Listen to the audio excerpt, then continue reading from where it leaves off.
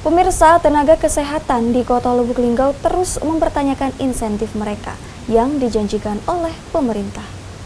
Akibatnya banyak nakes mengeluh dan mempertanyakan kemana anggaran intensif yang dijanjikan pemerintah selama ini.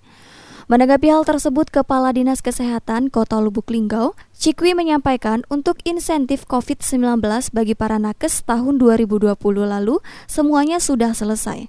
Untuk tahun 2021, sebagian juga sudah memang ada yang belum. Masih menunggu beberapa hari ke depan. Selain itu, masih ada kemungkinan insentif yang belum cair akan dicairkan tepat pada akhir tahun. Sebab penggunaan anggaran pada pemerintah ini berakhir pada tanggal 30 Desember mendatang. Dan anggaran ini kan 30 Desember batas akhir akan dibayar sesuai dengan hak dan kewajibannya. Tidak ada istilah yang tidak dibayar. Sementara itu, ia menambahkan kendala selama ini karena berdasarkan skala prioritas dan juga anggaran pemerintah Kota Lubuk Linggau juga terbatas. Ketika dana masuk, baru bisa pencairan. Jadi, namanya anggaran pemerintah, ketika dana masuk, baru bisa terrealisasikan. Tahun 2020 sudah selesai semua.